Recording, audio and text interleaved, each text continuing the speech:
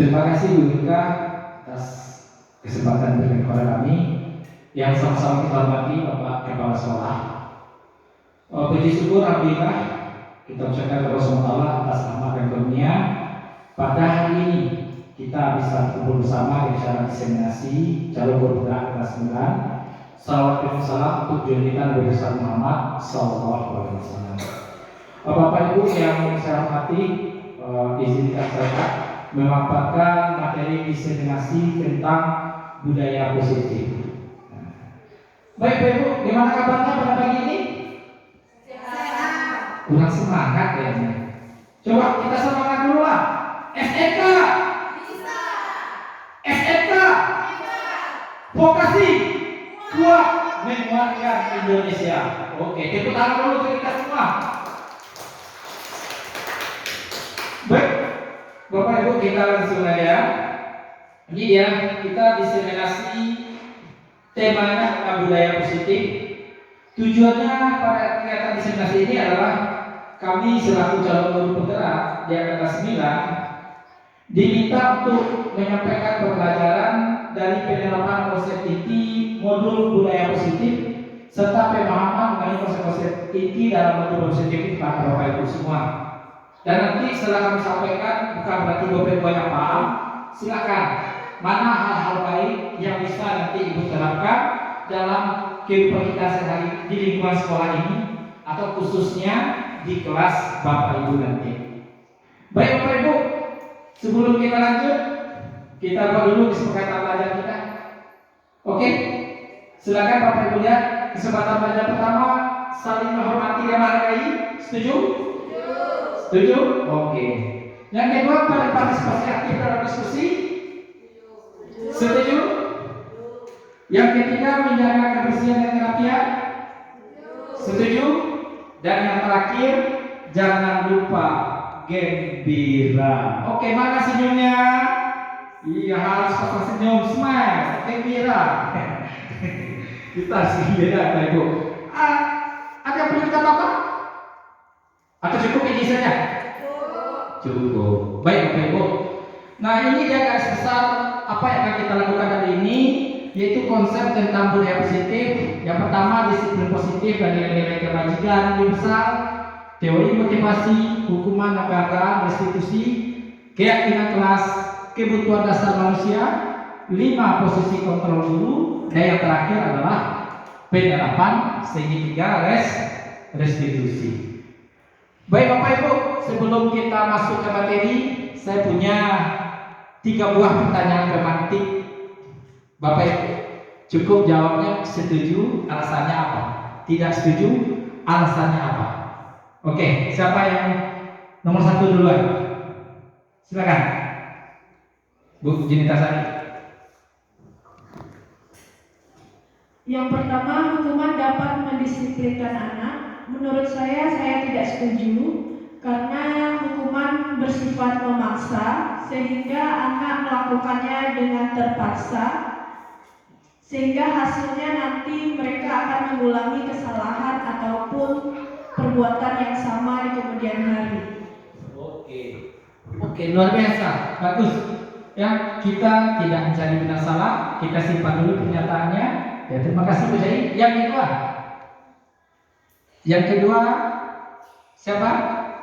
Ibu Siti.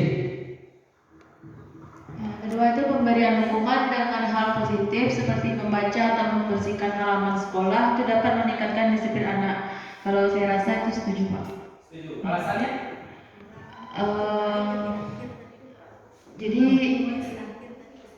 Jadi berhubungan dengan hal yang positif gitu Pak. Ya. Jadi masuk ke sini karena dia diberi hukuman yang positif, yaitu membaca dan membersihkan halaman, ya, sehingga dia bisa meningkatkan disiplin. Oke, bagus, kita terima. Berikutnya, yang ketiga, Ibu Herni. Bersabar sih kalau bicara ya. Memberi penghargaan dapat meningkatkan motivasi belajar anak karena dengan begitu anak akan berusaha untuk semakin giat di dalam belajar karena ketika melakukan sesuatu itu pasti akan mendapatkan hasil. Jadi anak yang malas mungkin akan merasa bahwa tidak ada hasil yang akan dia dapatkan. Gitu, Pak. Oke. Terima kasih Bu Erni. Ya, sekali lagi kita belum tahu apa benar salahnya ini. Nanti setelah Ibu mengikuti proses ini baru kita tahu. Nah, salah Pak Ibu. Inilah pemahaman kita baru di awal-awal ini ya. Nah, mudah-mudahan nanti setelah mengikuti kegiatan ini kita bisa mengambil kesimpulannya bersama. Baik, sebelum lanjut saya punya sebuah rekaman video untuk Bapak Ibu. Nah, kita coba tonton video ini. Adalah contoh budaya positif yang diterapkan di sekolah. Halo sobat Gerak Digital, sebelum mulai video kali ini bagikan. Maaf ya, jaringan. Silahkan klik tombol subscribe dan jangan lupa juga untuk memberikan like pada video ini.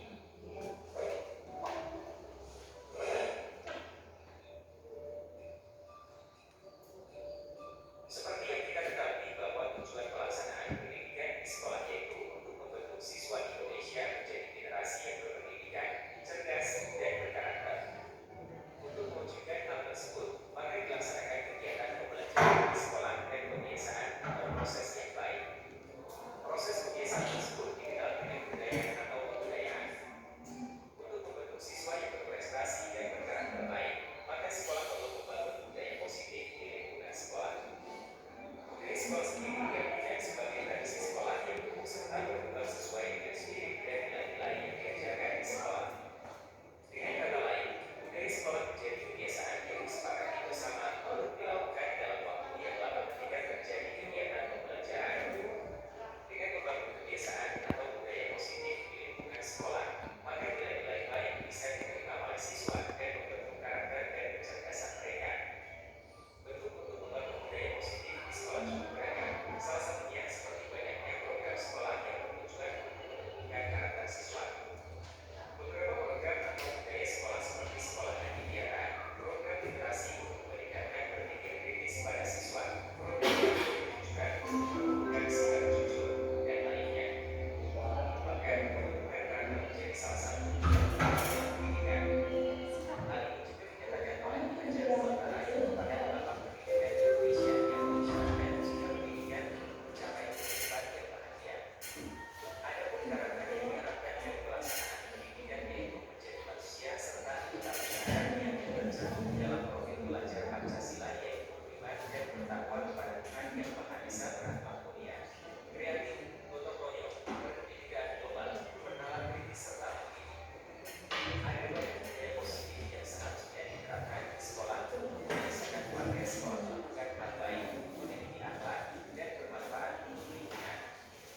Untuk menerapkan budaya positif di sekolah perlu diperlukan peran dan sekolah yang optimal. Untuk bisa membangun komunitas di sekolah untuk menyiapkan siswa di masa depan menjadi manusia berdaya, bukan hanya untuk pribadinya saja tetapi berdampak positif pada masyarakat. Ada beberapa merupakan tujuan budaya positif di sekolah yang bisa. Oke, kita skip sampai sana aja Bapak Ibu. Kita sudah ambil aja intinya karena nanti kita mengingat waktu. Oke, kita tutup dulu ini. Kita tutup dulu ini. Oke. Dari video tadi, apa yang bisa Bapak Ibu tangkap? Video tentang budaya positif tadi. Apa yang bisa kita tangkap? Silakan, lihat. Silakan. Kita bebas pendapat Bapak Ibu. Jangan cemas. Kalau dari videonya yang saya lihat itu kan kayak di sekolah tapi ada interaksi yang baik antara guru dengan siswanya. Iya. Jadi ada gimana ya, cara menyampaikan ketika dia menyampaikan sesuatu dia berjalan tidak hanya stuck tapi dia melihat apa yang dilihat oleh siswanya. Iya, luar biasa. Gitu. Oke, ada interaksi kata Bu dia dalamnya. Ada lagi yang lain? Terkampar tak tadi kira Bapak Ibu apa itu budaya positif melalui video tadi? Terkampar tak? Terkampar tidak? Terkampar? Bahwasannya budaya positif itu adalah kebiasaan-kebiasaan. Dia mulai dari kebiasaan, setelah itu dia menjadi nilai di dalam diri kita, Dan nilai itulah nanti akan kita terapkan yang kita yakini bersama sehingga dia menjadi budaya di sekolah ini. Nanti contohnya banyak lagi Ibu, nanti saya tayangkan. Jadi itulah budaya positif. Apa pentingnya budaya positif? Sesuai dengan filosofi Ki Hajar Dewantara. Ya, bahwasanya pendidikan itu harus berorientasi kepada murid. Pendidikan itu harus memerdekakan murid. Murid harus bisa seperti penanya saya kemarin, well-being murid, selamat dan bahagia. Gimana caranya? Itu kita ciptakan lingkungan sekolah yang aman, nyaman, dan menyenangkan bagimu. Nah, lingkungan sekolah yang aman dan nyaman itu bisa kita ciptakan melalui adanya budaya positif. Oke, Pak Ibu? Ya, dulu satu konsep ya. Budaya positif itu adalah kebiasaan-kebiasaan baik yang akhirnya terinternalisasi dalam diri kita dan menjadi nilai. Ya, beda ya. Kalau norma itu aturan. Nah, kalau dia sudah menjadi nilai gimana? Kalau ibu memandang nilai itu baik, pasti ibu akan lakukan. Bukan karena paksaan, tapi karena motivasi dari dalam diri kita sendiri. Nah, ini yang mau kita bangun. Itu yang namanya budaya positif.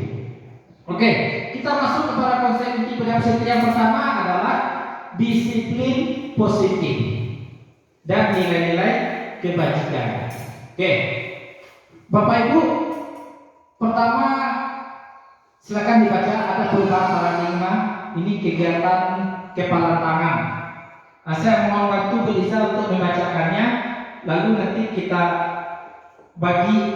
coba kita analisis kasus ini. Silakan Belisa. Perubahan paradigma kegiatan kepalaan ada A dan B. Katakan Anda dan teman Anda. Kenapa, Bu? Oh gitu, nggak nampak. Oh iya. Siapa yang nampak? Aku sebut sisi dia. Ya kamu sih. Perubahan paradigma kegiatan kepala tangan A ada A dan B atau Anda dan teman Anda. Sebelah secari kertas kecil tulis secari kertas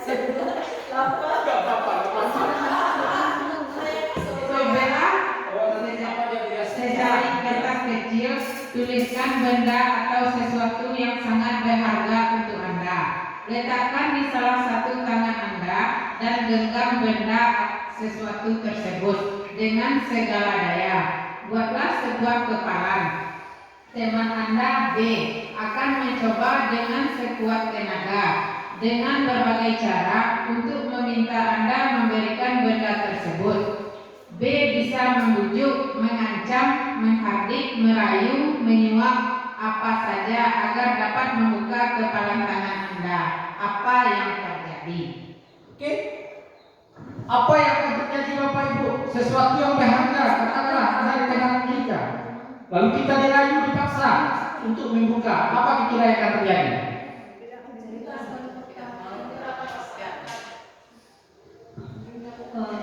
Kita akan mempertahankannya dan tidak akan memberikan walaupun dipaksa, walaupun dirayu atau apapun itu, karena itu adalah hal yang sangat berharga.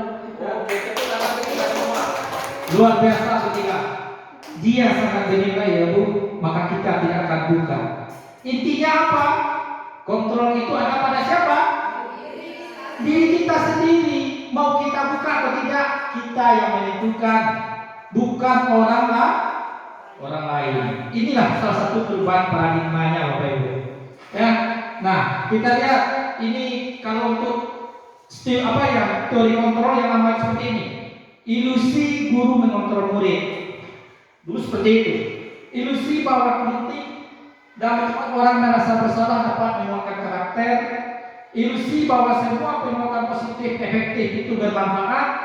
Ilusi bahwa orang dewasa memiliki hak untuk memaksa.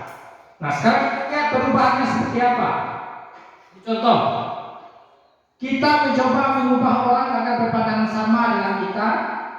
Perilaku buruk dilihat sebagai suatu kesalahan. Orang lain bisa mengontrol saya saya bisa mengontrol orang lain. Pemaksaan ada pada saat rujukan gagal, model berpikir menang kalah. Yang akan muncul adalah seperti ini Pak Ibu. Ini ya. Kita mencoba mengubah orang berpandangan sama dengan kita. Menurut teori kontrol, kita berusaha memahami pandangan orang lain tentang dunia. Perilaku buruk dilihat sebagai satu kesalahan, maka teori kontrol mengatakan, atau teori pilihan mengatakan, semua perilaku memiliki tujuan. Orang lain bisa mengontrol saya, hanya Anda yang bisa mengontrol diri Anda seperti kepala tangan tadi. Hanya kita yang bisa mengontrol diri kita. Begitu sebaliknya, saya bisa mengontrol orang lain? No, Anda tidak bisa mengontrol orang lain. Kita tidak bisa mengontrol orang lain. Jadi banyak siapa yang kita kontrol? Dia diri kita. Pemaksaan ada pada saat juga gagal, maka yang penting itu adalah kolaborasi dan konsensus menciptakan pilihan-pilihan baru. Kolaborasi, kerjasama. Kita harus saling kerjasama, Pak. Berikutnya model berpikir menang kalah. Maka berpikirnya sekarang adalah win-win solution, menang-menang, solusi sama-sama, menang-menang berpikir. Oke, kita lanjut. Nah, menurut Bapak Ibu, selama ini disiplin itu apa? Apa disiplin? Ya, apa yang Ibu pahami selama ini tentang disiplin? Silakan. Itu sesuai dengan waktunya. Coba, ya, apa? Silakan. Disiplin itu berupa aturan, Peraturan, kepatuhan, kepatuhan. Ya, silakan. Disiplin kata Bu Yasni, aturan, kepatuhan. Ya, silakan. Perilaku yang taat terhadap aturan. Perilaku yang taat terhadap aturan. Oke, bagus. Silakan. Ada lagi? Apa itu disiplin Berni? sama juga. Sama. Baik. Oke. Selama ini kita pahami disiplin itu adalah kepatuhan, ketaatan. Ya enggak? Kalau nggak patuh berarti kita tidak disiplin. Konsekuensinya menerima hukuman. Ya. Oke, Bapak Ibu. Nggak apa-apa. Itulah baru pemahaman kita hari ini. Biasa. Nah, ternyata Bapak Ibu, disiplin itu ini ya Bapak Ibu. Disiplin itu telah berubah menjadi sesuatu yang dilakukan seseorang pada orang lain untuk ini yang mana ya? Untuk mendapatkan kepatuhan. Kecenderungannya apa? Ketidaknyamanan, bukan dengan apa yang kita raih untuk mencapai suatu tujuan mulia. Itu yang Ibu sampaikan tadi. Bahwasanya disiplin itu adalah kepatuhan, taat aturan, kan gitu. Nah itu dia dulu.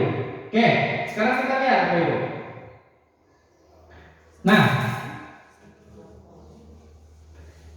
oke, ini dia. Nah, apa berikutnya adalah nilai-nilai kebajikan universal. Kita lihat dulu. Nilai-nilai kebajikan itu adalah sifat-sifat manusia yang merupakan tujuan mulia yang ingin dicapai individu. Nilai-nilai tersebut bersifat universal dan lintas bangsa, suku bangsa, agama maupun latar belakang. Seperti yang disampaikan Dr. William Wasser, setiap perilaku atau perbuatan itu memiliki satu tujuan. Yang kedua, dengan menaikkan nilai-nilai kebajikan nilai seseorang, maka motivasi kita akan terbangun. Dan yang ketiga katanya nilai-nilai kebajikan yang ingin dicapai oleh setiap anak. Jadi gini Mas Ibu, disiplin positif itu adalah keinginan kita untuk menjadi diri kita sendiri dengan meyakini nilai-nilai kebajikan universal yang kita pandang ini. Jadi bukan lagi Ibu disiplin karena apa? Karena tadi taat aturan, itu bisa kita dipaksa. Patuh. Sekarang konsepnya tidak seperti itu. Disiplin kita itu adalah saya. Kenapa Bu Yasni datang tepat waktu? Karena Bu Yasni menghargai dirinya. Inilah saya. Saya sebagai seorang guru, saya meyakini nilai-nilai datang tepat waktu itu adalah nilai yang baik untuk diri saya. Bukan karena orang lain, bukan karena saya ingin mendapatkan pujian, bukan karena saya ingin mendapatkan penghargaan, bukan karena saya ingin mendapatkan teguran dari Bapak Kepala Sekolah. Tapi sekali lagi itu adalah nilai di dalam diri saya, dan saya yakini ini yang baik, dan saya ingin diri saya seperti ini. Sederhana Bapak Ibu ya, ini contoh lagi. Bapak Ibu kalau pakai helm itu karena takut sama polisi. Saya gitu, kenapa pakai helm? Bukan ditilang Pak. Nah sekarang bayangkan balik, kenapa Ibu pakai helm? Saya pakai helm karena saya pandang itu adalah nilai keselamatan untuk diri saya. Jadi walaupun nanti naik sepeda motor kayak bunting nggak ada polisi pun kita pakai helm. Dan ini melindungi keselamatan diri kita, khususnya kepala. Nah itu dia Bapak Ibu. Oke, kita lanjut. Nah, berikutnya adalah teori motivasi, hukuman penghargaan dan restitusi. Ini yang sudah perlu kita cermati Bapak Ibu. Yang pertama, teori motivasi perilaku manusia. Intinya begini, orang itu berperilaku pasti ada karena apa dia berperilaku, kan itu maksudnya Bapak Ibu. Ya, yang pertama ada namanya menghindari ketidaknyamanan. Yang kedua mendapatkan imbalan. Nah ini yang dua ini dulu. Menghindari ketidaknyamanan atau mendapatkan imbalan. Ini seperti yang sampaikan contoh Bu Yasmi tadi. Disiplin itu taat, patuh, berarti karena Bu Yasmi ingin menghindari ketidaknyamanan atau hukuman. Boleh, silakan. Mungkin hari ini baru itu kita tahap kita apa. Yang kedua, karena ingin dipuji, ingin mendapatkan reward, ingin mendapatkan penghargaan guru teladan. Nah, kedua-duanya itu Bapak Ibu lebih banyak motivasinya muncul karena motivasi eksternal. Sementara kita lihat tadi budaya positif itu adalah nilai-nilai dalam diri. Intinya itu adalah internal. Kapan Pak? Bu izin. Nanti aja kita lihat. Kapan silakan. Ya. Sementara kita tahu tadi bahwasanya budaya positif itu adalah nilai-nilai kebajikan yang kita pandang, yang diri kita sendiri yang memandangnya baik dan diakui oleh seluruh orang. Orang lain juga memandang itu baik. Munculnya dari dalam. Jadi kita tidak mengharapkan yang dua ini Bapak Ibu. Jadi mohon maaf, kalau datang lagi kenapa Ibu datangnya terlalu panjang? Bukan karena ingin mendapatkan penghargaan, karena Pak ini menjadi guru teladan. Ya. Bukan juga karena ingin mendapatkan teguran, takut menghindari hukuman, tidak. Tapi karena saya memandang saya adalah guru, ya, maka nilai saya sebagai guru itu adalah saya harus datang tepat waktu. Dan itu dia yang ketiga Bapak Ibu. Ini dia yang tujuan inti dari disiplin positif kita bahas tadi, yaitu munculnya motivasi internal menghargai diri sendiri. Saya akan menjadi orang seperti apabila saya melakukannya seperti tadi. Nah itu yang diharapkan di sini. Begitu juga nanti kepada anak didik kita. Selama ini ibu muncul mungkin kita banyak di sini ya. Yang biasa, apa contoh konkret di sekolah? Mohon maaf, sistem poin. Itu motivasi eksternal apa internal? Eksternal. Murid nyaman apa tidak? Jujur nih kita jawab. Nah inilah nanti Bapak Ibu silakan. Bapak Ibu terangkan nanti kenapa ini mesti kita ubah. Ya itulah dia Bapak Ibu. Karena memang hukuman itu tidak mendidik, tidak nyaman. Nah bayangkan kalau poin yang ketiga yang terjadi. Perlu lagi ada sistem-sistem poin tadi. Nah, udah lain lagi ya Bu ya. Oke, bisa dipahami? Oke, kita lanjut. Nah, berikutnya lagi. Wah ini yang lebih enak, saya menarik dulu. Dihukum oleh penghargaan. Oke, oke. Ya tadi ada masalah dia saat di zoom, sekarang kita zoom, tak apa-apa nanti kita perbaiki. Tunggu dulu dia muncul. Simsalabim. Nampak kan? Nah, nanti ini berhubungan dengan pertanyaan romantik kita pertama tadi. Sudah bisa dijawab semua. Dihukum oleh penghargaan.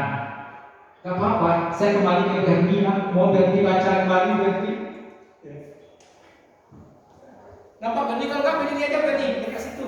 Gak apa-apa berdiri, nggak jauh kayaknya. Yang tulisan kecilnya nampak, nggak kan? Berdiri aja bu, nggak apa-apa bu. Nanti berdiri di depan itu baca. Iya dibaca. Dan berarti dia baca.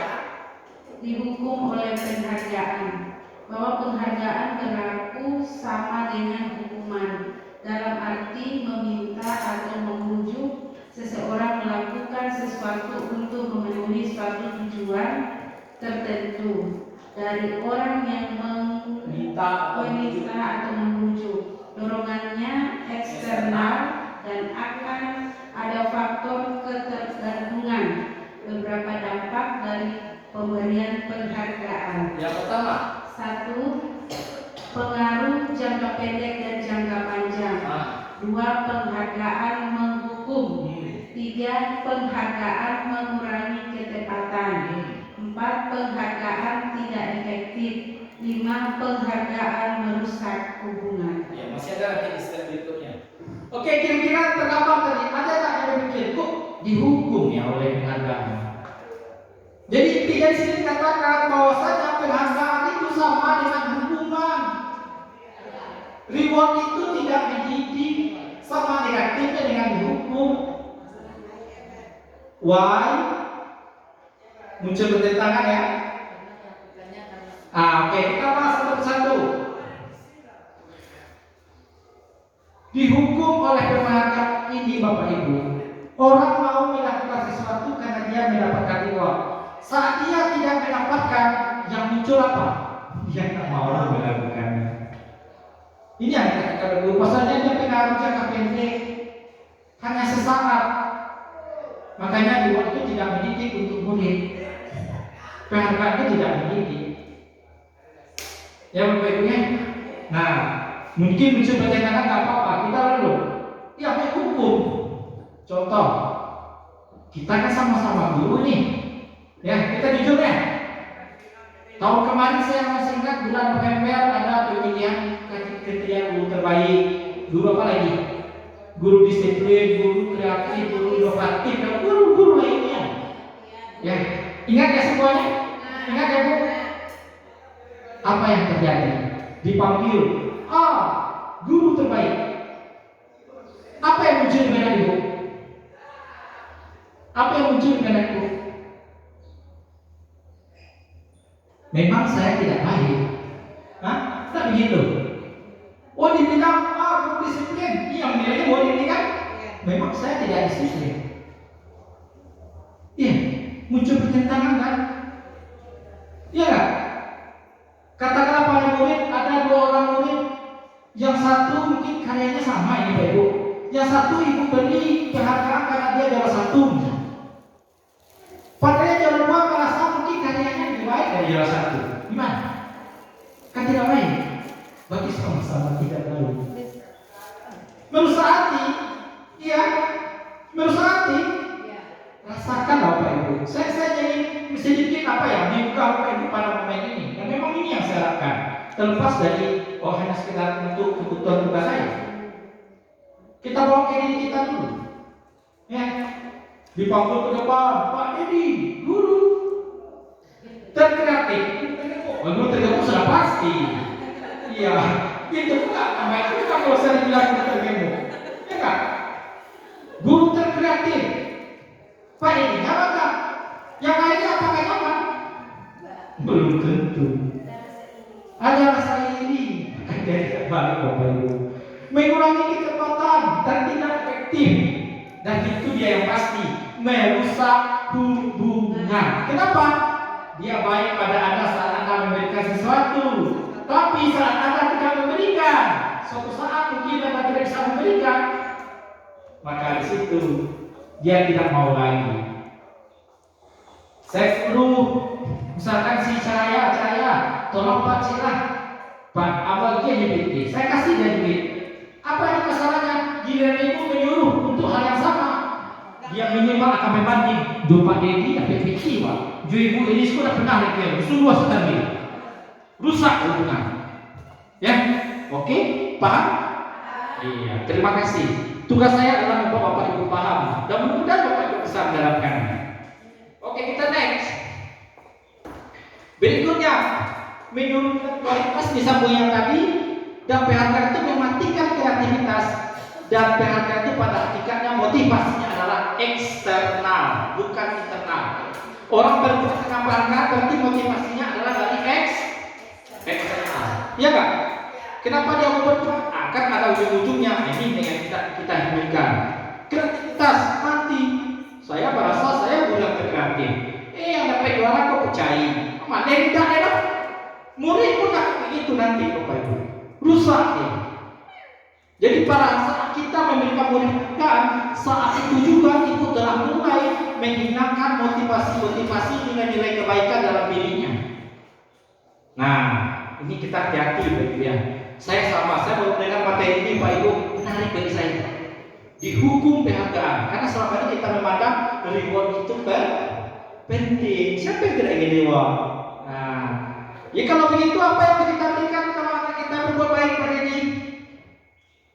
Apa yang kita berikan? Kalau kita tidak boleh memberi reward karena sama dengan hukuman, apa dia? Apresiasi, pengakuan, walau hanya dengan kata-kata Bapak Ibu, tapi ucapkan tulus. Bu Iris, Bu Ria, datang di depan disambut sama Pak Kepala Sekolah. Selamat datang Bu Ria, cerah sekali. Gimana kabarnya hari ini? Bapak senang Bu Ria datang tepat waktu. Gimana rasanya? Senang kan?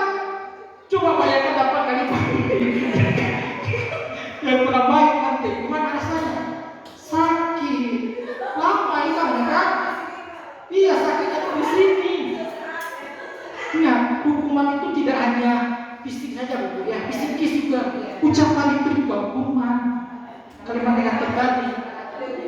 Iya, maka saya pribadi pun juga kalau saya lupa kepada Bapak Ibu, kalau saya mungkin salah, ya mungkin karena mungkin saya, ya kalau ada saya salah masalah ini, tolong ingatkan juga saya pribadi sebagai guru.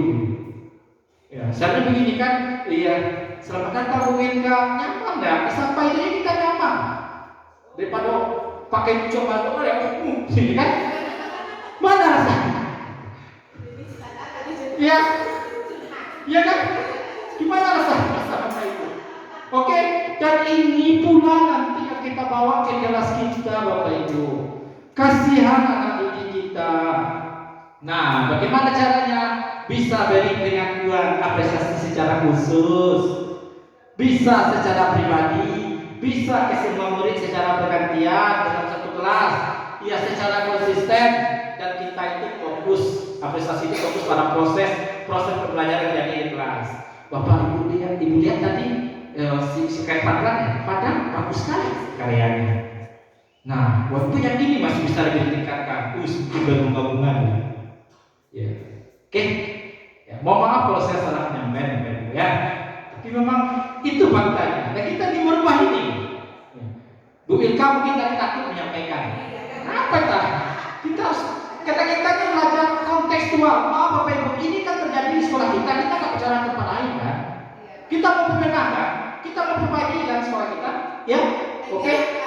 Ya. Motivasi kami tergerak. Pertama mulai dari diri sendiri tergerak. Lalu setelah itu ini salah satunya kami bergerak. Baru yang ketiga nanti menggerakkan. Apa yang kami gerakkan? Komunitas. Jadi kami dalam hal ini memang dituntut sebagai seorang guru penggerak yang harus mampu menggerakkan ke arah yang tadi. Ya, oke, kita lanjut. Ini contoh. Nah, ini contoh sedikit aja. Misalkan situasinya pada saat menolong murid baru di kelas kita. Apa nilai kewajibannya?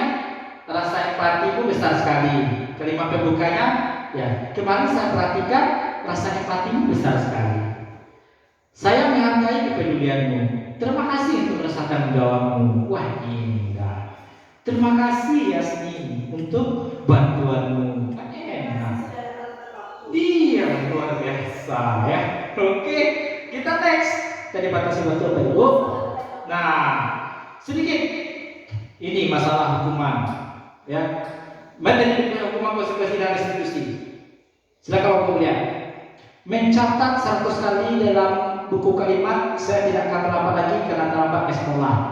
Kok kadang-kadang guru bahasa Indonesia kalau tambah bunyi, gue catat anaknya terlambat. Maaf, guru bahasa Indonesia di sini. Ya mohon maaf. Oh ada dua.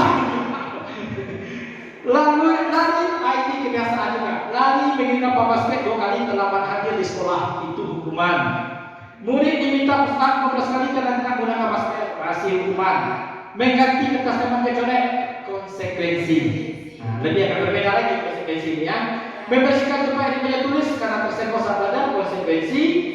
Nah, ini contoh dalam pelajaran PJOK. Menginap Pak Basket 2 kali karena terlambat 10 menit dalam pelajaran PJOK. Tidak hukuman karena dia PJOK pelajarannya, tapi itu berbentuk konsekuensi. Nah, kita lihat dulu masalah baik tidak baik kita lihat. Ibu bisa membandingkan di sini. Hukuman, hati-hati Bu, baca ini. Sesuatu yang menyakitkan harus terjadi. Sakit rupanya hukuman itu. Ya, kena SP-nya sakit, ngapain hukum? Ya kan? Kena surat cintanya sakit kan? Sakit itu di sini. 5 hari ceritanya SP terus. Iya. Beruntung Anda yang pernah mendapatkan, dan bukan rugi Anda yang tidak pernah mendapatkan. Intervensi diri kita, ya kan? Oke. Membuat anak sakit fisik maupun hati untuk jangka waktu lama. Apa yang lama aja sakit. Ucapan itu kan tadi sakitnya itu di sini, lama hilangnya.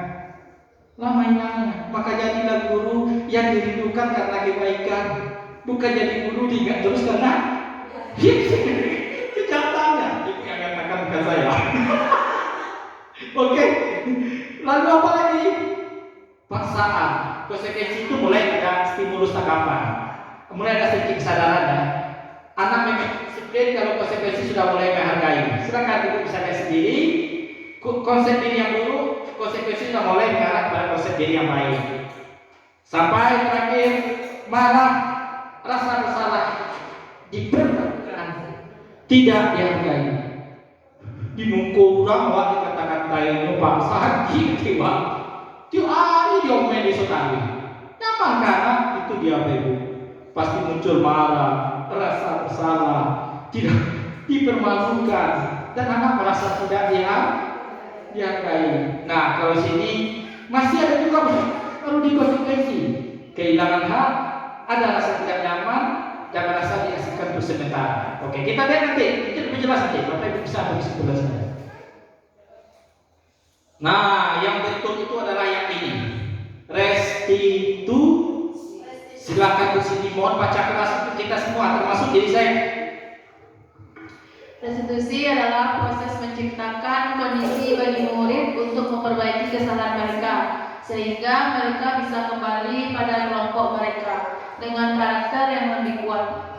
Restitusi juga merupakan proses kolaborasi yang mengajarkan murid untuk mencari solusi untuk masalah mereka dan membantu murid berpikir tentang orang seperti apa yang mereka inginkan, menjadi tujuan mulia dan bagaimana mereka harus memperlakukan orang lain.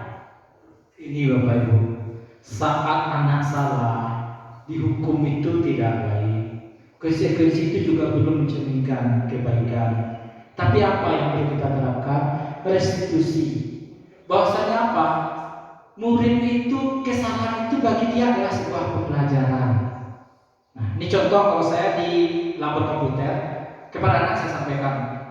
Ya, kemarin Amelia datang ke depan, Pak, ada apa nak? Komputer wak, tak mau sudah Pak. Jangan kuapen, saya salah tekan tombol ini tadi Pak. Kalau pakai Pak Dedi nama, tadi lah Pak CCA, pemandangan. Tapi karena sudah mengetahui apa yang saya katakan, Amel, gak apa-apa, kesalahan itu biasa. Nah sekarang ini, mari Amel bersama Bapak, mari kita bersama-sama. Yo, apa masalahnya ini? Oke, Bapak bantu. Ya, apa yang saya pandang Amel berani menemui saya mengatakan kesalahannya. Ini yang tidak boleh. Berarti kita terbunuh karena kita lambat. Tidak baik itu. Ya, jangan itu dilakukan. Jadi jadikanlah kesalahan itu bagi seorang anak adalah pembelajaran. Nah, bagaimana? Ada kolaborasi. Kita bersama anak tadi, kita gali bersama apa kesalahannya. Dan kita kita inginkan dia mencari solusi atas masalahnya sendiri. Itu dia, Pak Ibu. Gak apa-apa. Kayak saya bilang, oke, sekarang apa yang saya lakukan? Ya Pak, lakukan itu. Dan dia yang bilang sendiri, ya begini, saya dampingi. Walau resikonya saya sudah ketemu kedua, ini yang 3. Ini untuk bilang boleh, kan? Itu dia, Bapak Ibu. Ya, nah ini dia.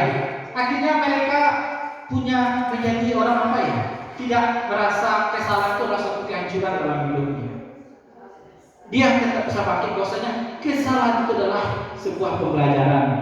Ya kayak Bu Yasni nanti kalau anak berusaha memakai mesin karena dia dipakai, Ibu mengatakan apa seharusnya? Apa yang kamu katakan kalau sudah tahu itu restitusi? Coba. Seandainya ini, anggap saya murid, saya belajar mesin transaksi, kamu Yasni ngajar nih, rusak mesinnya. Nah, gimana? Apa yang Bu lakukan?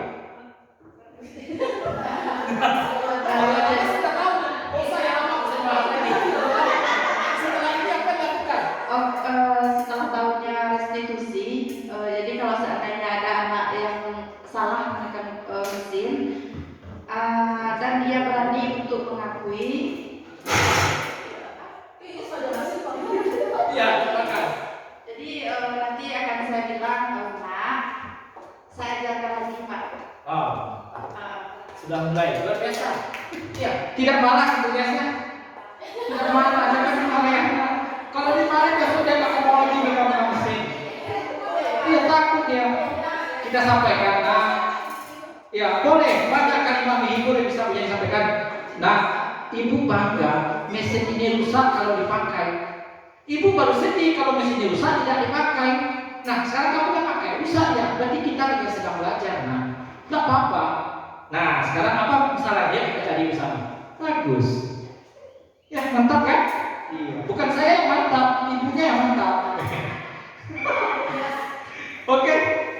Ya nggak perlu tegang Bapak Ibu. Nah, coba kenapa Pak Didi seperti ini? Bu, kenapa saya seperti ini?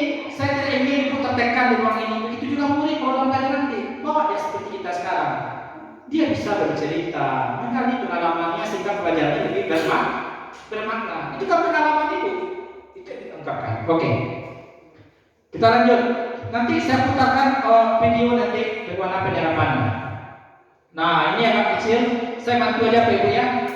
Ini dia Pak Ibu. Hukuman sesuatu yang menyakitkan harus terjadi. Konsekuensi sesuatu harus terjadi. Restitusi merupakan pilihan. Hukuman tidak nyaman untuk murid, anak untuk jangka waktu panjang. Konsekuensi itu tidak nyaman untuk murid, anak untuk jangka waktu pendek, hanya sesaat. Tetapi kalau restitusi menguatkan murid atau anak dalam jangka waktu panjang, kayak tadi di model itu ada jangka kayak dia sadar sendiri kan, nilai dalam dirinya bangkit ya kan, tahu dia berarti kalau awak menikah awak jawab berani dia belajar dia mandiri bertanggung jawab sesuai dengan profil pelajar Pancasila. Oke Bapak Ibu. Lalu apa lagi yang penting di sini? Ini dia Bapak Ibu. Yang terakhir ini kita langsung ya. Murid atau anak akan membenci peraturan hukuman. Semua mengatakan poin awal sebuah poin Bapak yang anak. Anak ibu bukan ibu kan nggak dapat poin. Semua anak membenci namanya peraturan. Ini kalau bicara hukuman Bapak Ibu dan itu fakta. Jadi hari ini mari kita berangsur-angsur ya. Kita coba berubah. Itu dia. Malah membenci kita gara-gara menghukum itu Bapak Ibu. Bukan disenang. Yang kedua, kalau konsekuensi lumayan. Anak belajar dia menghormati peraturan.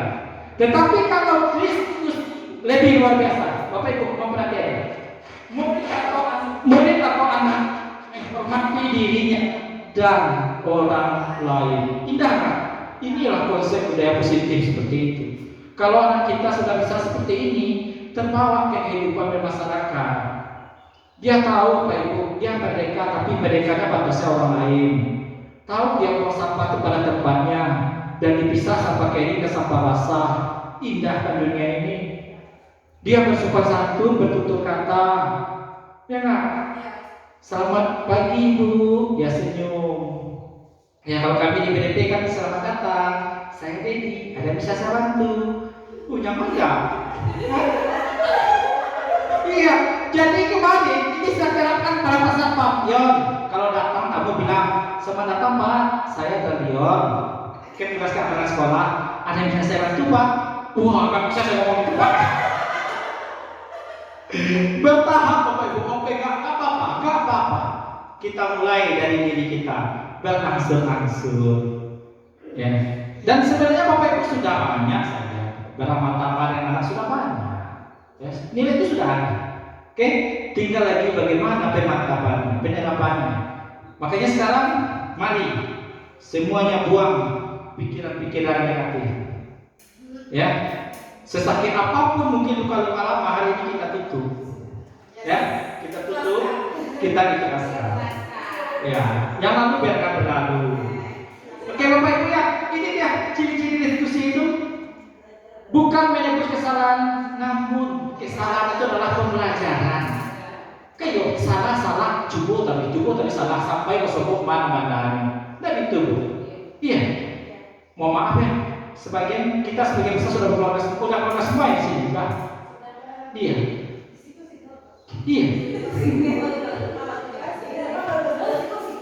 Saya Bapak Ibu, kalau ada orang mengatakan, kenapa? Misalkan Cindy, kenapa Cindy suka dengan abangnya? Mungkin ada apa jawabannya? Coba kita kasih. Apa?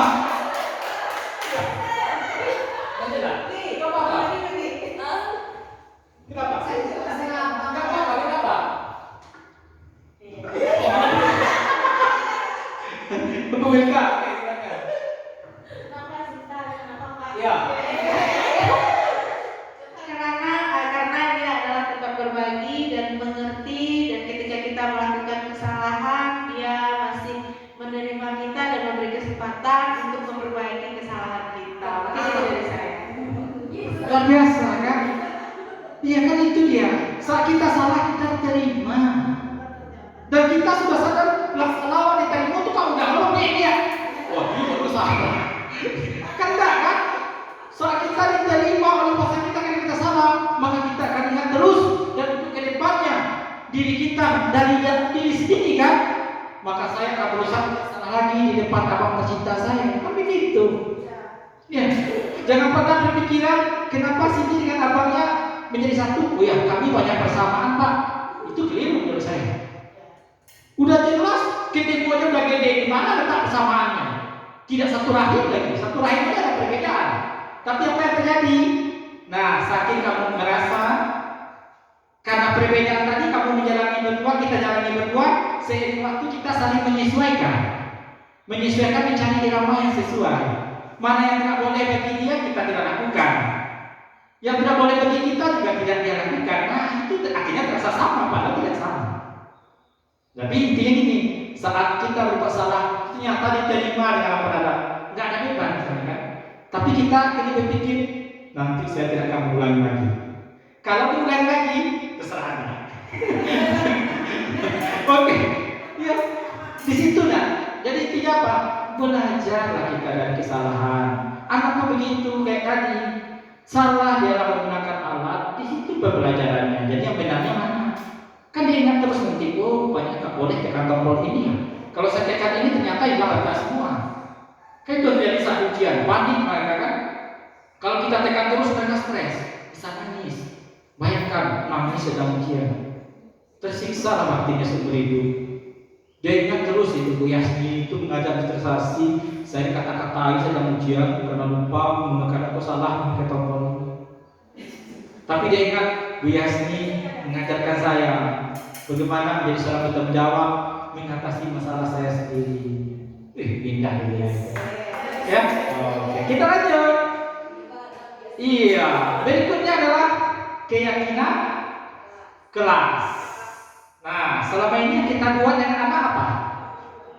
peraturan, iya peraturan kelas. Nah sekarang kok berubah ya jadi keyakinan kelas. Oke, siapa yang bisa? Apa itu? Bagaimana nih? Apa bedanya peraturan kelas dengan keyakinan ini? Itu ada pertanyaan tematik. Mengapa kita memiliki peraturan? Contoh ya, harus menggunakan rem.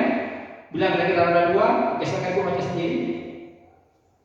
Nah, begitu juga di dalam kelas. Selama ini ibu membuat peraturan kelas atau apa nama lagi? Tata tertib kelas. Apa lagi yang dibuat selama ini anak? Kontrak belajar. Iya, luar biasa. Luar biasa. Ibu sudah menerapkannya. Berarti apa begitu? Kesepakatan bersama antara kita dengan siswa. Iya. Jadi kata Butila, keyakinan kelas itu kesepakatan kita bersama dengan siswa. Iya, betul. Betul Bapak Ibu. Tidak menurunkan dakwah guru, menurut kehendak siswa. Ada lagi? Ada lagi? Ada lagi kalau peraturan kelas kesannya gimana peraturan?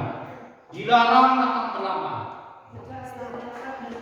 Itu dia Bapak Ibu. Jika tidak dilakukan ada hukuman. Intinya ada paksaan. Kembali ke konsep awal. Intinya ini adalah motivasi eksternal dan itu tidak mendidik. Ya. Makanya apa yang penting? Keyakinan kelas, kesepakatan bersama. Kesepakatan apa? Itu dia. Nilai-nilai kebajikan. Yang istilahkan nilai kebajikan universal tadi. Yang universal itu maksudnya apa? Menyeluruh, semuanya menerima. Tidak pandang etnis, latar belakang suku bangsa, agama dan lain. Satu kelas itu memandang nilai datang tepat waktu itu adalah nilai dalam diri saya dan akan saya terapkan. Maka konsepnya nanti kalau ibu sudah punya peraturan kelas, tinggal ganti aja arahkan dia menjadi keyakinan kelas. Caranya contoh, peraturan kelas ibu tulis di situ tidak boleh datang terlambat misalnya. Ibu tinggal ganti. Berarti ganti kalimat positif, hilangkan tidak boleh. Tinggal pegang datang tepat, ganti datang tepat waktu. Beda nggak Bu? Beda nggak? Rasa penyampaiannya beda. Tidak boleh datang terlambat, datang tepat waktu. Ditambah dengan kalimat saya, kami, warga B11 BDT datang tepat waktu dalam pelajaran. Itu dia keyakinan. Ada kesepakatan bersama di sana, kolaborasi bersama antara guru dengan siswa. Nah ini yang mau kita bangun kepada anak kita Bapak Ibu. Ya, kita harus membentuk keyakinan kelas tadi. Itu penting. Kalau keyakinan kelas sudah terbentuk, itu nanti bisa menjadi keyakinan sekolah. Tak usah banyak-banyak, cukup 5 atau 7 poin saja dan kalimat positif. Prinsipnya lagi mudah diingat. Ibu pajang di kelas, ibu minta dulu pendapat mereka, ini peraturan kita semua. Oke, kita bacakan dulu semua peraturan. Nah sekarang minta pendapat, kita ubah menjadi kalimat positif. Lalu kita tambah dia, kita ubah sampai dia menjadi keyakinan kelas. Lalu kita buat, minta tanda tangan kepada murid, kita pajang semua di kelas. Semua kita termasuk kita dulu menjadi. Itu dia keyakinan kelas. Ya Bapak Ibu ya. Oke, udah hampir nih, udah hampir di ujung-ujung. Nah, kira-kira seperti ini Bapak Ibu. Nah, peraturan kelas kita ganti menjadi keyakinan kelas. Akhirnya kalau seluruh kelas sudah punya keyakinan, terciptalah lingkungan yang positif itu Bapak Ibu. Lingkungan yang positif itulah yang kita bungkus dalam satu besar di sekolah ini yang menjadi budaya positif. Nilai kebiasaan baik. Apa dari pertamanya kebiasaan terintegrasi dalam diri kita menjadi nilai. Ya. Apa saja nanti kebiasaannya ada video yang saya tayangkan. Nah, menjadi nilai. Mohon maaf kalau kita sudah tahu bicarakan kasar itu tidak baik, otomatis tapi kita akan bersopan santun. Ya kan? Semua kita akan seperti itu dalam pergaulan kita. Oke Bapak Ibu, kita lanjut. Ini kita next saja. Oke, ini dia Bu konsekuensi bedanya peraturan dan kira-kira kelas tadi. Ini contoh peraturan. Selalu kembalikan buku ke tempatnya. Keyakinan kelasnya berupa tanggung jawab. Dilarang mengganggu orang lain. Keyakinan kelasnya menghormati orang lain. Nah, hadir di sekolah 15 menit sebelum pembelajaran dimulai. Berarti ada komitmen dalam menghormati orang lain. Dilarang melakukan kekerasan, keselamatan dalam menghormati orang lain. Dilarang menggunakan narkoba untuk kesehatan dirinya kan. Jadi munculnya tadi dari dalam diri lagi. Dilarang pakai narkoba itu kan faktor eksternalnya lebih tinggi. Tapi kalau kita sadar ini kesehatan diri saya, maka saya tidak akan, maka murid tidak mau pakai narkoba. Murid tidak akan mau melakukan kegiatan-kegiatan lain, ya seperti membuli dan lain-lain, karena dia sendiri memandang membuli itu untuk dirinya tidak baik. Oke Ibu ya. Oke, kita lanjut. Kebutuhan dasar manusia, ini cepat saja. Nah, 5 kebutuhan dasar manusia. Maksudnya apa? Perilaku yang dimunculkan oleh seorang anak, Bapak Ibu, ya, itu karena didasari oleh ini. Saat kebutuhan dasar ini tidak terpenuhi, maka dia bisa berperilaku cenderung negatif. Jadi maksudnya apa? Saat anak Bapak Ibu ada persoalan, jangan langsung Bapak Ibu menghakimi. Kaji dulu. Kenapa dia berperilaku seperti itu? Kenapa dia bisa berbuat seperti itu? Pasti ada kebutuhan dasarnya yang belum terpenuhi. Nah, kebutuhan dasar yang pertama itu dia Bapak Ibu, bertahan hidup, itu dia yang tadi. Ya, kebutuhan akan makan, santap, makan apa? Mohon maaf ya, anak kemarin tidak makan. Misalkan dia tidak makan, bisakah dia konsentrasi dalam belajar dengan ibu? Tidak. Dia tidak terpenuhi kebutuhan dasarnya. Nah, kenapa dia, contoh si A mencuri? Kaji dulu, kenapa dia mencuri duit temannya? Rupanya dia tidak punya duit untuk beli makan, makanya dia mencuri. Kan ada juga, kita ingat kasus dulu, saya pernah ada anak sakit, sering tidak datang ke sekolah. Setelah kita tanya, kita dekati, ternyata masalahnya adalah persoalan ekonomi. Tidak ada uang untuk ongkos, Pak. Kasihan kita. Ada yang orang tuanya sudah bercerai, dia hidup sendiri, mencari hidup sendiri. Nah, adilkah kita jika dia itu melakukan sama dengan anak yang serba berkecukupan? Di situ ya konsepnya Bapak Ibu. Oke? Bapak Ibu harus mampu menggali itu sejauh itu. Kita harus pahami itu. Kenapa ya anak saya seperti ini? Nah, baru berikutnya setelah bertajuk terpenuhi, kebutuhan berikut adalah kasih sayang dan rasa diterima. Ya, semua orang pasti pengen disayang. Ya kan Bu? Pengen diterima. Iya. Ini anak tiap hari kan dikatai semua. Diceramain terus, mana disayang diterimanya dia? Ya kan? Penguasa ini dia anak kalau sudah tidak dapat di penguasaan, nanti dia bisa berbuat yang tidak kepada temannya. Ya, bisa jadi nanti dia menguasai temannya untuk hal-hal yang tidak baik. Ini kita takutkan. Ya, saya bisa membuat ibu guru mencari saya. Kan dia bangga, kan dia seolah bisa menguasai itu. Dan kita itu manusia. Ya, mungkin saya pribadi misalnya, saya merasa yang namanya Pak Dedi itu mungkin pandang saya merasa saya punya kemampuan, saya punya potensi, tapi saya tidak memiliki power. Nah, gimana rasanya saya? Nah, ini banyak perintah Ibu. Lalu baru kebebasan dan kesenangan. Tidak ada orang yang suka ditekan, terikat, itu tidak ada. Ya, kita suka kesenangan, makanya anak-anak pun juga begitu. Maka Bapak Ibu boleh dalam belajar itu banyak-banyaklah bermain sambil belajar. Adakan permainan dengan anak supaya anak senang. Beri dia kebebasan berkarya, berinovasi dalam membuat tugas. Bu Nita Sari, hari ini pelajaran kita adalah membaca puisi, gitu. Misalkan atau apa istilahnya kami membaca puisi, apa ya, mencari makna puisi misalnya. Silakan. Ibu beri dia kebebasan, silakan. Ada yang mau mungkin berbicara langsung nih. Tapi seperti kita sekarang, Bu, saya mau langsung aja Bu. Ada yang tidak berbicara tapi dia menulis, silakan tulis.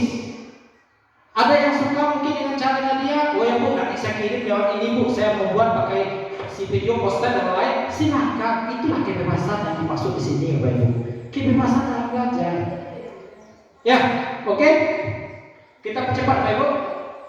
Nah, 5 posisi kontrol: penghukum, pembuat rasa bersalah, teman, pemantau, dan manajer. Oke, nanti ini kita lihat kembali. Nah, terakhir adalah penerapan segitiga restitusi. Oke, Bapak Ibu, kita kembali sini dulu. 5 posisi kontrol seorang guru. Penghukum contohnya menghadik, menunjuk-nunjuk, menyakiti, menyindir. Nah, untuk ini mungkin lebih baiknya sebelum ini kita lihat, kita coba Ibu tonton video berikut ini. Ya, kayak gini kita video ini.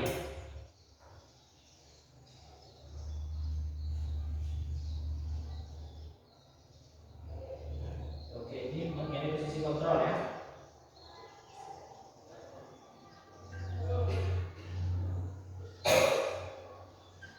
Nah, ini ya Pak Ibu.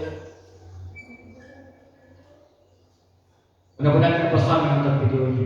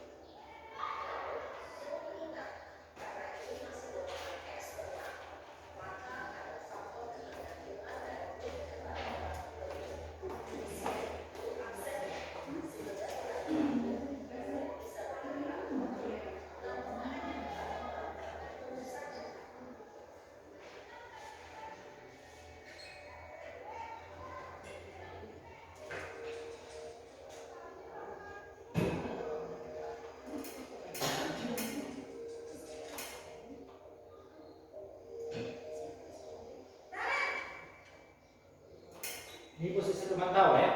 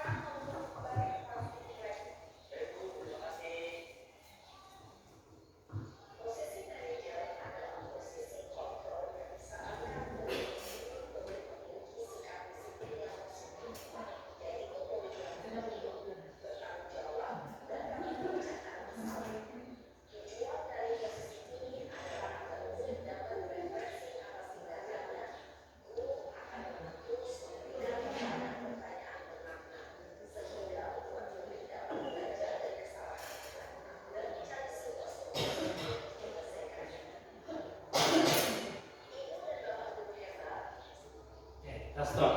Ya, nampak Bapak Ibu? Nampak sekali beda.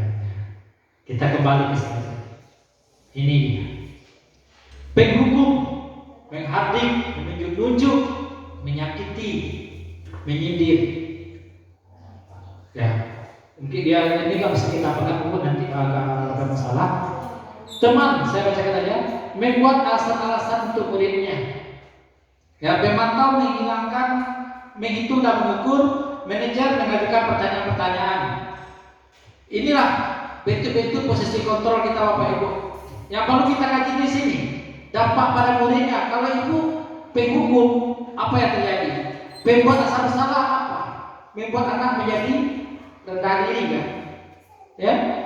Kalau peternak ada ketergantungan nanti dengan Bu saya dia mau, dengan Bu Cecilia nanti dia pilih-pilih dulu jadinya. Jadi mohon maaf, jangan pakai itu. Oh saya disukai oleh siapa itu jawab dulu benar. Kok ibu tidak Ibu sudah membuat hal yang tidak benar pada anak kita. Jangan. Ya, itu berbahaya Bu. Semua murid memandang guru itu sama. Ya, jadi kita hati-hati di sini. Mungkin dengan cara kita, ya selama ini mungkin saya pribadi juga, saya karena posisi saya berhukum, kadang saya berbuat asal bersalah. Paling tinggi saya mungkin baru sebagai seorang teman. Saya belum tahu apa itu pemantau. Apalagi posisi yang kelima, manajer. Posisi mana yang kita idamkan adalah ini Bapak Ibu. Kita bisa membuat murid mandiri, menyelesaikan persoalannya sendiri. Dia menjadi bertanggung jawab. Masalah yang dia buat itu dari identitas dia gagal atau salah tadi, dia berubah menjadi identitas berhasil. Dan kita bimbing dia. Ya, kita tentu tidak ada paksaan. Kita bicaranya baik-baik dengan anak. Oke, Bapak Ibu. Kita lanjut berikutnya. Yang terakhir adalah ini.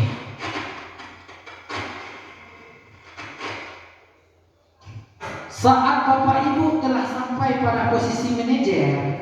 Nah, bagaimana posisi manajer ini bisa kita terapkan dengan baik? Ibu dibantu dengan namanya segitiga restitusi.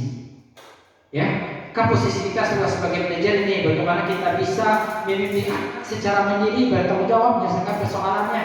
Nah, bagaimana caranya, langkah-langkahnya? Gunakanlah ini segitiga restitusi. Ada 3 tahapan. Yang pertama, tahap pertama menstabilkan identitas. Contoh, siapa tadi anak kita yang pernah bermasalah? Sebutlah satu atau Bapak Ibu. Kita sebut Cahaya. Atau Rahmadi. Contoh saya kemarin Rahmadi. Ya. Mungkin dia berbicara kasar atau apapun masalahnya. Nah, kan karena kita anak datang mungkin dia ngomel-ngomel karena kesal dengan temannya.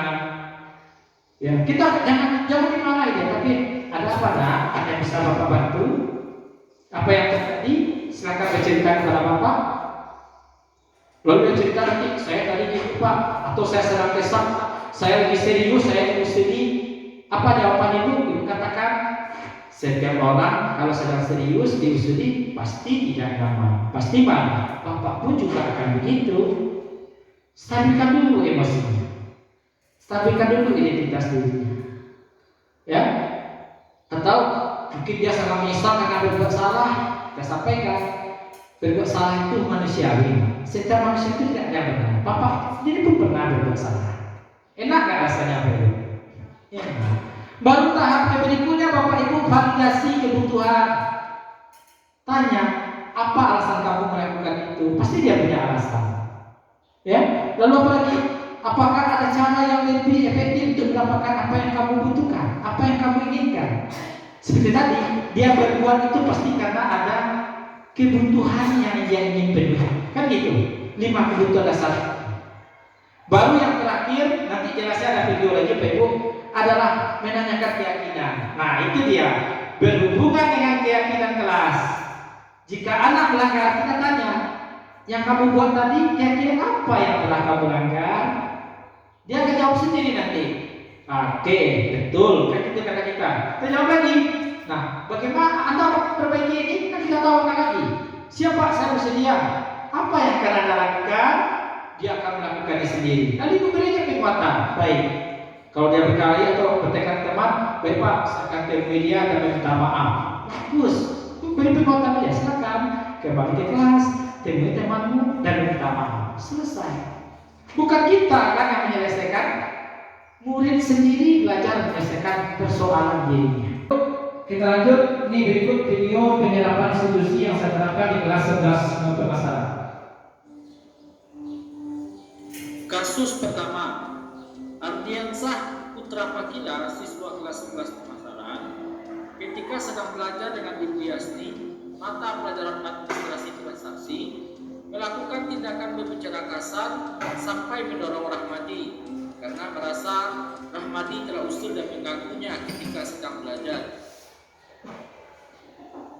Masuk. Waalaikumsalam.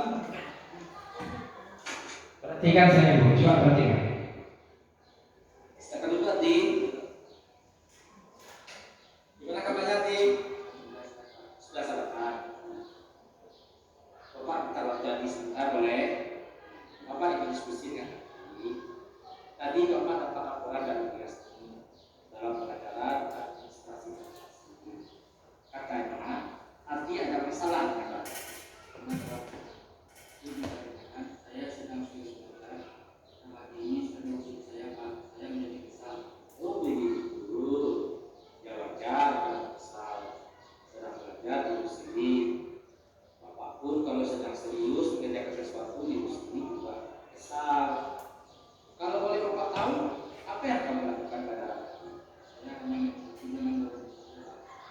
mencaci dan mendorong. Kalau boleh Bapak tahu, apa alasan kamu melakukan itu? Saya ingin anak itu menghargai saya, Pak. Nah, seseorang yang menghargai seperti itu. Kamu tadi cuma mendorong orang lagi dan dia tidak jatuh. Bayangkan kalau dia jatuh, kepalanya terbentur ke dalam. Itu sekarang kamu dalam masalah. Oke.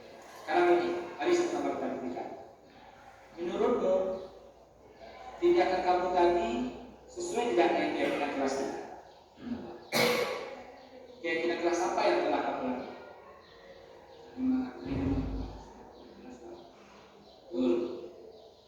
Menurut kamu saling menghargai dan menghormati sama dalam kelas itu penting tidak? Penting, Pak. Harus saya itu berdamai dengan berbagai. Kalau begitu, keyakinan apa yang harus kamu lakukan? Kamu sedang merasa kesal dan lemah. Oke, sekarang ini kamu mau menyelesaikan masalah itu? Mau. Apa tindakan yang akan kamu lakukan? Saya akan berusaha mengendalikan emosi saya dan berusaha untuk meminta maaf kepada orang lain. Terus, oke, sekarang silakan kembali ke kelas dan bilang lagi dan minta maaf. Ya, bisa? Oke, nampak sana apa itu ya? Gimana sekarang stabilkan identitasnya sampai saya validasi tidak akan salahnya. Lalu kita tanyakan keyakinan dan mencarikan solusinya berdasarkan keinginan dia sendiri. Nah, kita lihat video berikut. Kasus yang kedua. Wajah kita nggak boleh tegang, datar, santai. Iya.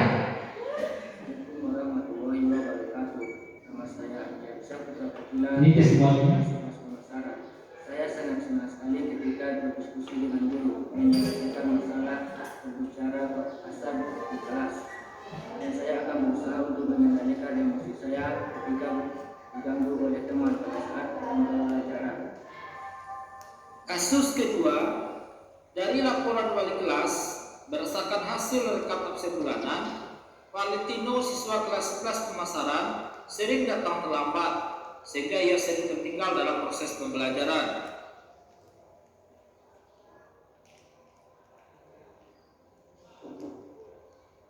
Waalaikumsalam, masuk.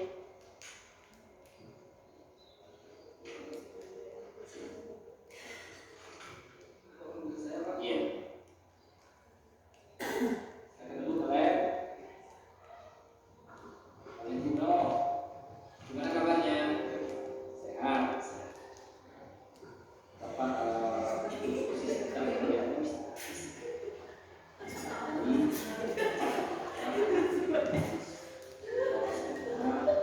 Hasil dari kapal kesimpulan ini Valentino kesimpulan. Kenapa?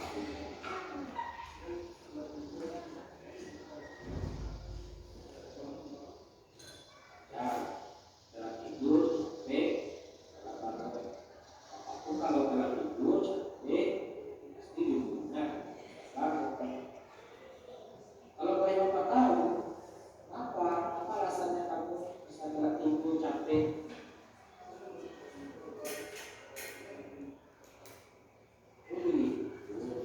Orang tuanya, dia apa? Jadi kamu membantu orang tua kamu menjual nasi goreng sampai larut malam. Apa jam berapa? Ya. Membantu orang tua itu bagi seorang anak masuk cita-cita. Ya, enak, harus ini. Tapi kamu tidak ingin semester terus atau terlambat, ya kan? Oke, sekarang ini, mari saya sampaikan. Menurut kamu sering kata terlambat ini sesuai tidak dengan keyakinan kelas kita? Keyakinan kelas apa yang telah kamu lakukan? Menurut kamu seperti itu tidak? Disitu saya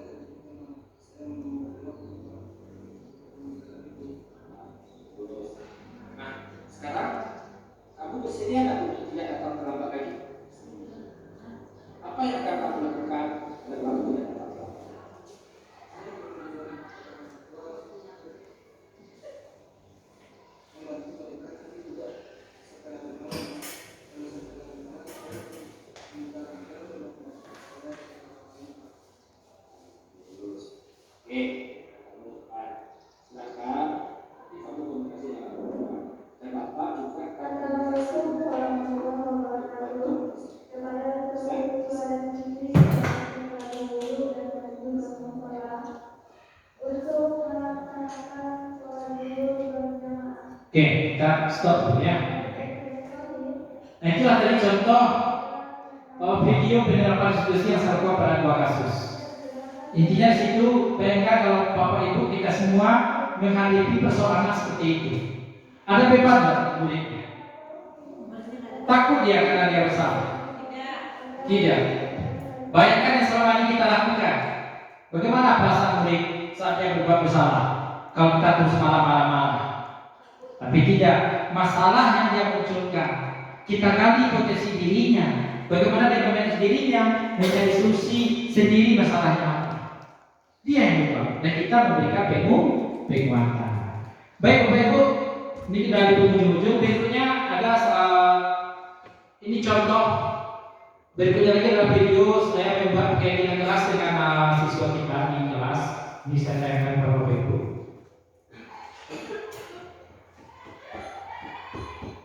Ini dia. Ya simak. Ini contoh cara menyusun keyakinan kelas.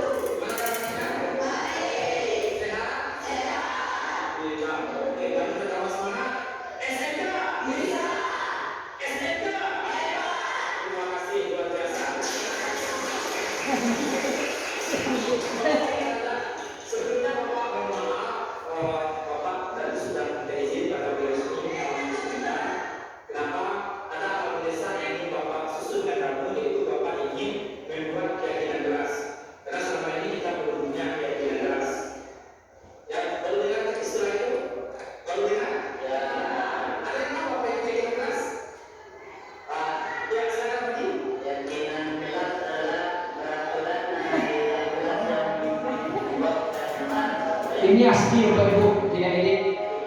Asli. Oke, kita sebentar kasih ya, sampai saya baca.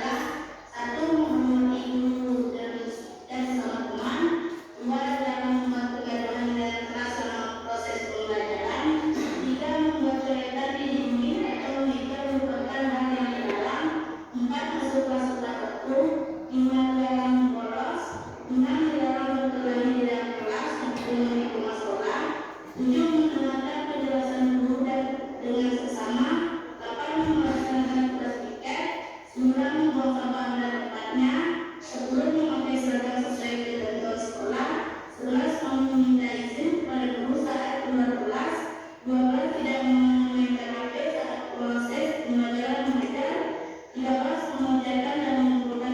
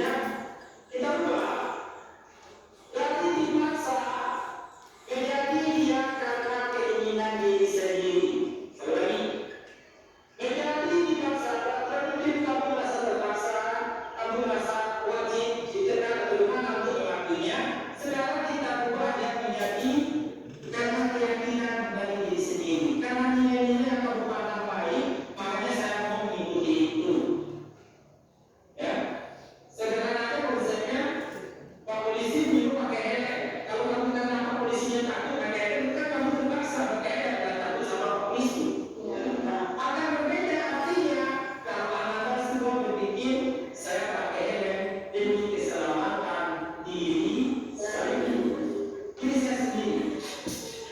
Ya, saya melakukan ini kan saya yang ingin, saya yang mau. Nah, itu yang disebut dengan keyakinan kelas. Adanya nilai-nilai yang kita yakini di kelas ini, dan semua kita menerima dan memandang nilai itu baik. Nilai-nilai yang kita terima dan dapatkan itu baik, dan kita semua sepakat untuk melakukan itu. Itu yang disebut dengan kelas. Nah, apa sekarang perubahannya? Jadi kelas, siapa yang musuh Pak? Ya kamu yang musuh. Siapa yang melaksanakan Pak? Iya, semua kita di sini, termasuk saya bapakku juga kami. Ya, itu contoh penerapan keyakinan kelas di lokal yang telah saya lakukan. Lalu ini yang terakhir Bapak Ibu, ini kita lagi seperti apa contoh budaya-budaya positif di sekolah itu seperti apa yang sudah kita lakukan. Tidak bisa kita selesai, ini bisa dilihat belakang ya. Apapun penerapan yang kita lakukan di sekolah ini tidak bisa tanpa adanya kata kolaborasi. Ya, seperti kami perlu komunikasi kolaborasi dengan kepala sekolah, dengan rekan sejawat. Nah, itu dia, kita tidak bisa sendiri. Nah, lalu berikutnya ini dia Bapak Ibu. Nah, contoh pelaksanaan upacara bendera. Ini kan untuk membina rasa nasionalisme siswa, sholat zuhur berjamaah, mengunjungi kawan sakit, dan membawa mungkin ada kemalangan, itu wujud dari peduli sosial anak.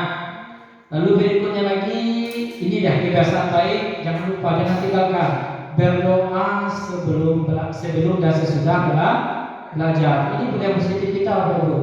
Lalu berikutnya apa lagi? Budaya senyum, salam, sapa, sopan, santun. Kalau untuk PDP tambah satu lagi bantu. 5S tambah 1P, bantu. Selamat datang, saya Dedi, bisa saya bantu? Bayangkan anak datang ke sini, nah ibu mencari anak ibu Randi ya kan nak? Jawabnya, iya bu. Perkenalkan saya Cahaya. Mari bu, saya antar, diantarkan sampai ke ibu Randi. Setelah ketemu Randi ibu, ini Randinya, Cahaya pamit ya bu. Enak gak rasanya ibu? Ya, begitu juga di bantu tadi masuk. Contoh kami di BDP masuk minimarket, selamat datang. Bukan hanya sekedar ucapan selamat datang aja, lalu dibukakan pintu orang untuk masuk. Kan bantu. Gimana rasanya? Ya terasa apa ibu yang datang rasanya kan? Nah, berbeda kan? Nah ini yang mau kita bangun Bapak Ibu. Ada lagi ini contoh kegiatan rohis itu kita dukung terus ya seperti kegiatan keagamaan lainnya. Ini juga kultum atau peringatan hari besar keagamaan, gotong royong, peduli lingkungan, kegiatan profil proyek P5 kita. Nah, kemarin saya ingat bahwa kemarin itu kalau salah budaya mandi. Lalu simulasi bencana gempa, masih ingat Bapak Ibu ya? Simulasi bencana gempa ini penting ya Bapak Ibu. Ini contoh budaya-budaya positif karena kita memang berada di daerah rawan gempa. Lalu apalagi ya seperti kalau kita di jurusan belajar di industri, belajar menggunakan IT. Nah ini yang mau kita terapkan Bapak Ibu. Oke? Nah itulah kira-kira Bapak Ibu inti dari apa yang akan yang harus kami sampaikan kepada Bapak Ibu ini. Ada lengkap dengan contoh-contohnya, silakan Bapak Ibu ambil dan silakan Bapak Ibu terapkan di sekolah. Nah, sebelum kita tutup, saya ingin refleksi dari satu atau dua orang. Apa yang telah kita pelajari ini? Apa pelajaran yang Ibu dapat? Dapat saya ulangi, bagaimana perasaannya dan apa pelajaran yang telah Ibu dapat? Silakan. Siapa yang ingin refleksi? Siapa yang ingin menyampaikan? Bagaimana perasaan Ibu setelah menerima materi ini? Ya, lalu apa pelajaran yang Ibu dapat? Ya, silakan. Kalau tidak kita tunjuk berarti. Nah, ya kan ada murid tidak boleh tunjuk. Silakan. Bagaimana perasaan Pak Ibu setelah menjalani kegiatan ini? Apa yang Bapak Ibu terus itu apa pelajaran yang Ibu dapatkan? Silakan. Bu Junita Sari, silakan. Baik, terima kasih atas kesempatannya. Setelah mendengarkan diskusi kita tadi yang dimulai dari pukul 10:30. Jadi saya seperti merefleksi diri gitu Pak. Jadi saya sebagai seorang guru sudah berada di posisi yang mana di antara 5 posisi kontrol seorang guru tadi. Kemudian istilah restitusi ini baru saya dengar sekarang gitu. Ternyata setelah dijelaskan, sudah dibimbing dan diberikan contoh, saya merasa berarti kedepannya kita juga harus memikirkan kebutuhan dasar tadi, kebutuhan dasar dari siswa-siswa kita, sehingga sebelum kita melakukan sebuah perubahan, tentu kesadaran ini yang paling penting, nak Pak? Luar biasa. Jadi setelah kesadaran sudah terbuka, maka nanti bisa dicarikan bagaimana upaya untuk bisa memulai. Karena kalau tidak dimulai juga hasilnya juga tidak ada. Baik, itu saja. Sekian refleksi dari saya. Terima kasih. Assalamualaikum warahmatullahi wabarakatuh. Waalaikumsalam warahmatullahi wabarakatuh. Ada yang mau menambahkan? Atau cukup? Cukup. Ya udah diborong sama Mas Hari. Ya memang lebih banyak hari ini kita adalah melihat diri kita sendiri. Mulai dari diri kita Bapak Ibu. Dan silakan nanti Bapak Ibu terapkan di kelas Bapak Ibu. Kita tidak akan mungkin langsung merubah sekolah ini seperti apa. Kami pun juga tidak akan berdaya untuk merubah sekolah ini. Karena banyak, maka kita perlu kolaborasi ya dengan seluruh warga sekolah. Perlu komitmen. Nah, mudah-mudahan nanti Bapak Ibu banyak juga yang ikut menjadi calon guru bergerak sehingga kita bisa tergerak, bergerak dan menggerakkan dia mencapai visi sekolah tentu dengan melakukan prakarsa perubahan berbentuk aksi nyata, tindakan nyata kita. Jadi Bapak Ibu jangan takut, mulai dari hal-hal kecil. Nanti masuk kelas buat keyakinan. Ya, baik Bapak Ibu. Terakhir dari saya mohon maaf yang sebesar-besarnya kalau dalam penyampaian saya terkesan menggurui Bapak Ibu, saya tidak ada maksud seperti itu. Ya, dan saya mohon maaf kesalahan dari diri saya, kebenaran hanya dari Allah Subhanahu wa taala. Billahi taufiq wal hidayah. Assalamualaikum warahmatullahi wabarakatuh. Tepuk tangan untuk kita semua.